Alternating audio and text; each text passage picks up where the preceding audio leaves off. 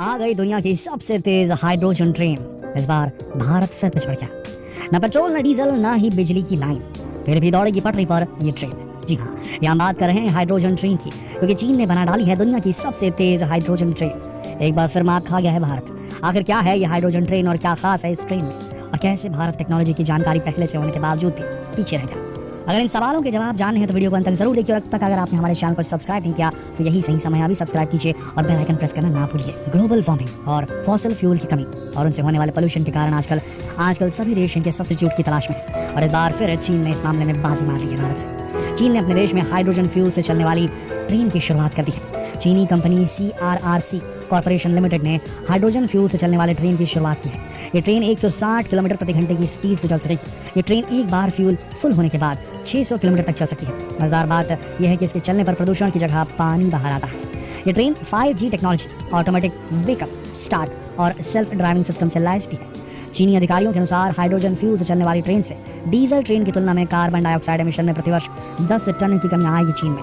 इस ट्रेन की शुरुआत चेंगडू रेल ट्रांजिट से की जा रही है। वैसे चीन इस तरह की ट्रेन चलाने वाला दूसरा देश है, क्योंकि पिछले साल सितंबर में जर्मनी हाइड्रोजन ट्रेन की शुरुआत कर चुका है। इसे फ्रांस की रेल ट्रांसपोर्ट कंपनी अल्टोस ने बनाया है। इसकी अधिकतम रफ्तार 140 किलोमीटर प्रति घंटा है। स्पीड के मामले में ये ट्रेन चीन की ट्रेन से वैसे पीछे है, लेकिन माइलेज के मामले में जर्मनी की जो हाइड्रोजन ट्रेन है उसने चीन की हाइड्रोजन ट्रेन को काफी पीछे छोड़ दिया है, क्योंकि ये ट्रेन एक बार फ्यूल भरने के बाद 1000 किलोमीटर तक चल सकती है जर्मनी वाली ट्रेन।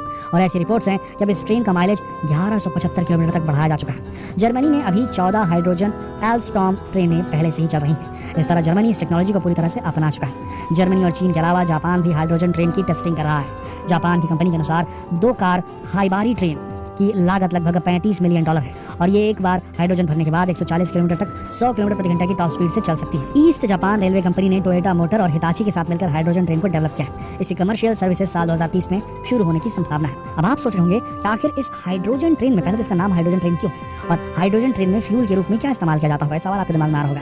ये चलती किस टेक्नोलॉजी पर है, तो चलिए आपको इसके बारे में जानकारी देते हैं और क्यों भारत इसमें पिछड़ गया ये भी आपको बताते हैं। असल में इस ट्रेन में फ्यूल के रूप में डीजल, पेट्रोल या कोयले की जगह हाइड्रोजन गैस का उपयोग किया जाता है।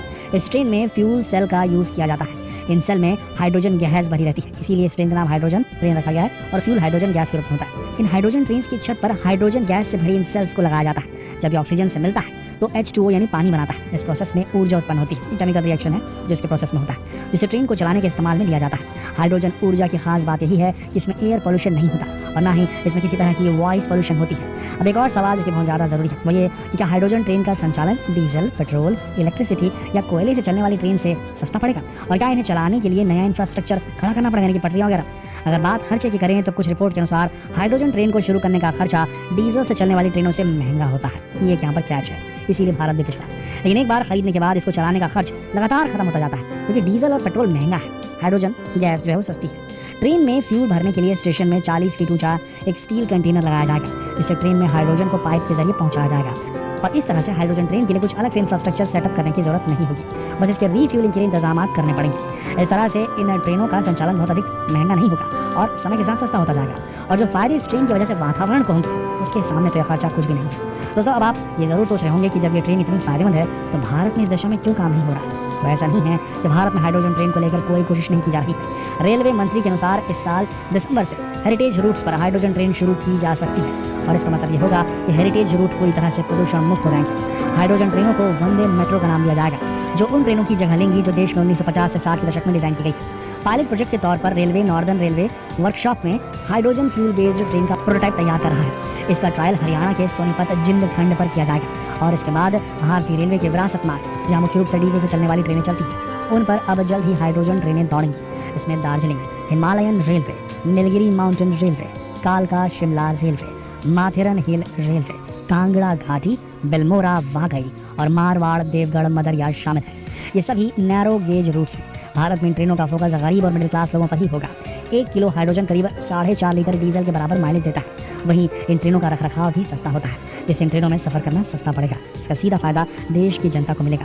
और सबसे बड़ी बात, आपको पता है हमारे देश में या ये बोल लीजिए कि हमारे देश में जो रेलवे नेटवर्क है वो दुनिया का सबसे बड़ा रेलवे नेटवर्क आप उसे कह सकते हैं। आप मान सकते हैं बिल्कुल, जितनी ट्रेनें हमारे देश में चलती है, जितने लोगों को कैरी करती है ट्रेनें हमारे देश के, वो दुनिया में सबसे अधिक है। इतना होने के बाद भी रेलवे इंडस्ट्री को फायदा मुनाफा नहीं मिल पाता।